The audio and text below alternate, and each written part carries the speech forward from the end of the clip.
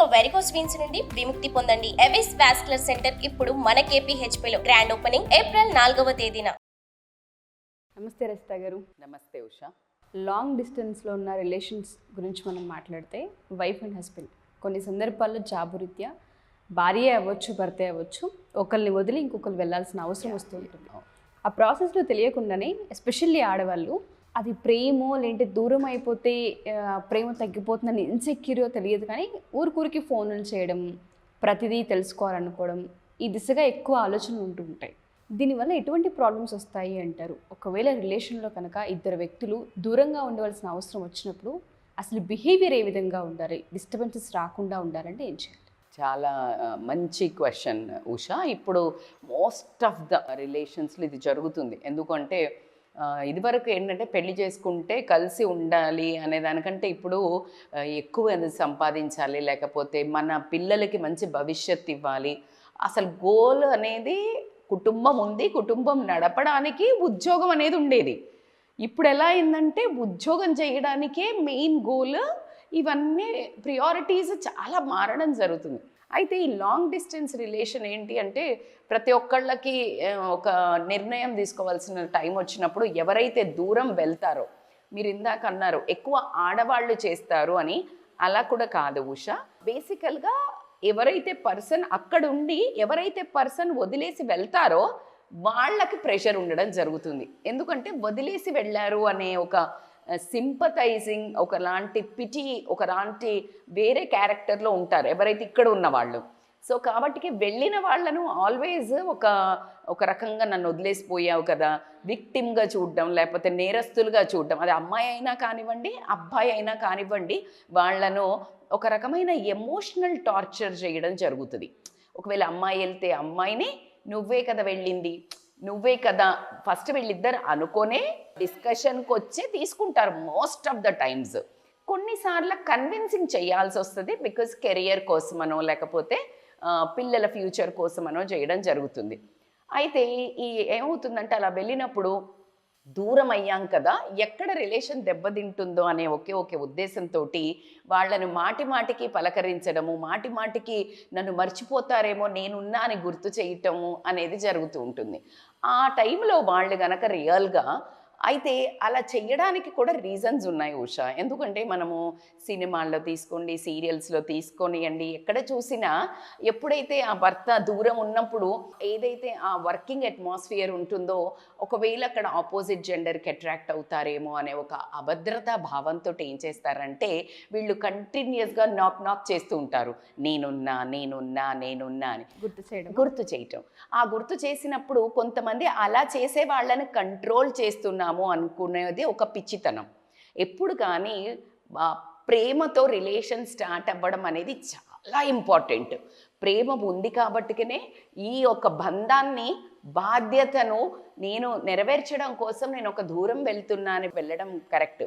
కానీ ఎప్పుడైతే ఈ బంధమే భారం అయిపోయింది, ఒకవేళ నిజంగా నిజాయితీగా ఆ అవతల వ్యక్తి, అమ్మాయి తీసుకోండి అబ్బాయి తీసుకొని నిజాయితీగా నీ ఫ్యామిలీని రన్ చేయడానికి, నీ ఫ్యామిలీని పైకి తీసుకురావడానికి కనుక అక్కడ పనిచేస్తున్నట్టయితే, వర్క్లో ఉన్నట్టయితే, కొన్ని సమస్యలు వర్క్లో ఉండే సమస్యల్లో అవుతున్నట్టయితే నీ కాల్స్ ఎంత డిస్టర్బ్ చేస్తాయి గుర్తు తెచ్చుకో.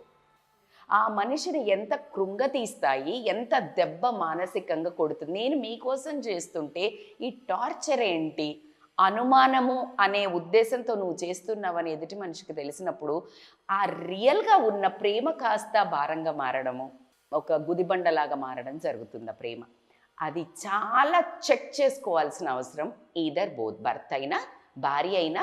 ఆ శృతి మించి మనిషిని అర్థం చేసుకోకుండా, ఒకవేళ నీ భర్త కానీ నీ భార్య కానీ ఒక ఫ్లర్ట్ టైపు ఒక అట్లా ఉంటే కనుక ఐ కెన్ టోటల్లీ అండర్స్టాండ్ ఆ ప్రెషర్ ఎంత ఉంటుంది అనేది. కానీ దాన్ని కూడా నువ్వు కేర్గా మనిషిని కేర్ తోటి బంధాన్ని లాగాలి. కానీ నీ మీద అనుమానం ఉందనో, లేకపోతే ఇప్పుడు ఏం చేస్తున్నావు చెప్పు, అడిగే టోన్, అడిగే విధానము చాలా ఇంపార్టెంట్. సమయస్ఫూర్తితో ఉంటే గనక ఆ బంధాన్ని నిలుపుకోవడం జరుగుతుంది. అదే నువ్వు గనక చీల్చి కడుపు చించుకుంటే కాళ్ళ మీద పడుతుంది అని చెప్పేసి నువ్వు గట్టిగా ఇంకా లొల్లి పెట్టావు అనుకో, అసలు కొంచెం కూడా గొడవ లేని వాళ్ళది ఎక్కువ గొడవలయ్యి విడిపోయేదాకా రావడానికి చాలా ఛాన్సెస్ని చూస్తున్నాం మనం లాంగ్ డిస్టెన్స్లో. అలా కాకుండా వాళ్ళకి టైమింగ్స్ ఒకటి అర్థం చేసుకోవాల్సి ఉంటుంది. వాళ్ళు వర్క్ ఏ టైంలో చేస్తారు, వాళ్ళకి మంచి టైం ఏది. నువ్వు ప్రొద్దున ఆఫీస్కి వెళ్తున్నప్పుడు మేబీ వాళ్ళకి ఖాళీ ఉండే టైం కావచ్చు.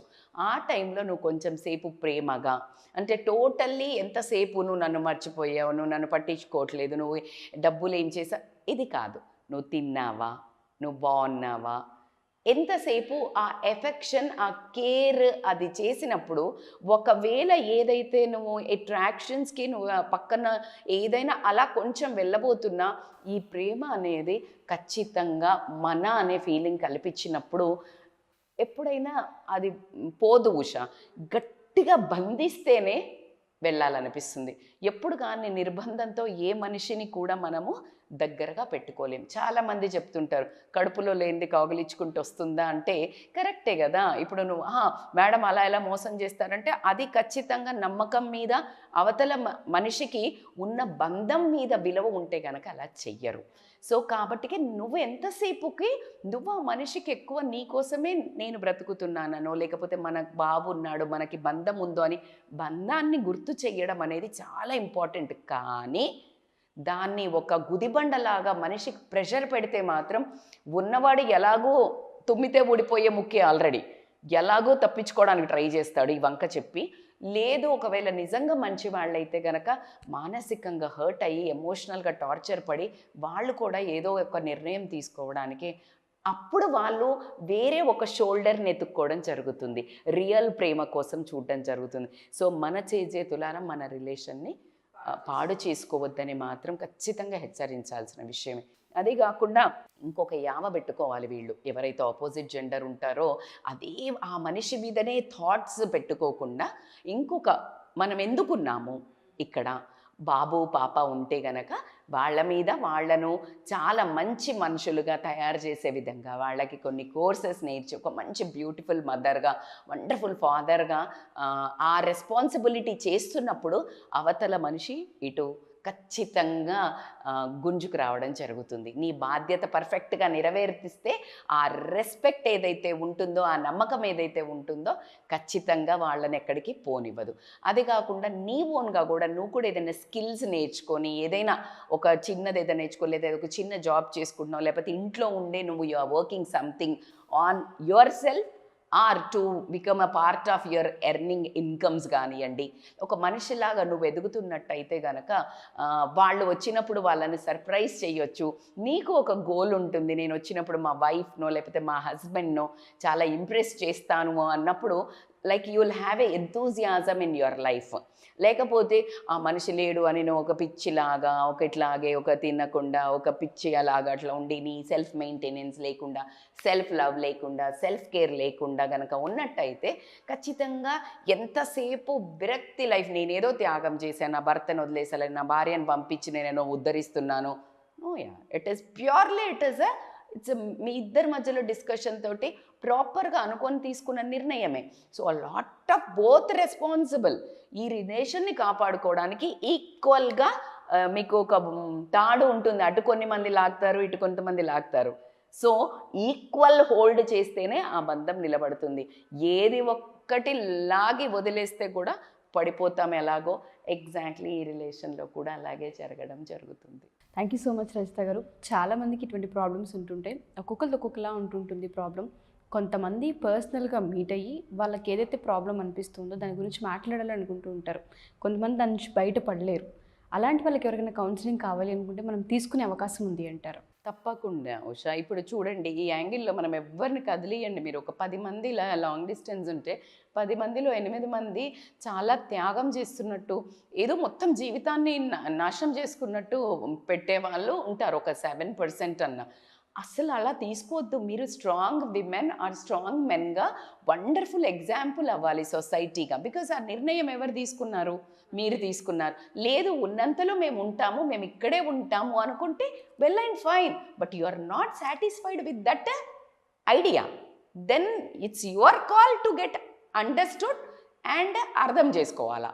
సో కాబట్టికే ఇలా ఏదైతే మనం ఇప్పుడు మీరు అన్నట్టు అవతల వాళ్ళు చూసినప్పుడు అర్థమయ్యి చాలా చిన్న సమస్యను ఈజీగా పరిష్కరించుకోగలుగుతారు. వాళ్ళు చేసుకోలేకపోతే మన వీడియోలు బోల్డ్ హెల్ప్ అవుతాయి ఉషా. చేసుకోలేని పక్షంలో వాళ్ళకి ఇలాంటి కౌన్సిలింగ్ సపోర్ట్ కావాలన్నా కానీ తప్పకుండా కెరియర్ కౌన్సిలింగ్ తీసుకోండి, ఫ్యామిలీ కౌన్సిలింగ్ తీసుకోండి, పిల్లల కౌన్సిలింగ్ తీసుకోండి. వాళ్ళకి ఎందుకు అవుతుందో అన్నీ ఉన్నా కూడా నేను లో ఫీల్ అవుతున్నా అనుకోనియండి, they can really contact in this calling number for online and offline appointments. Thank you so much. Thank you, Usha.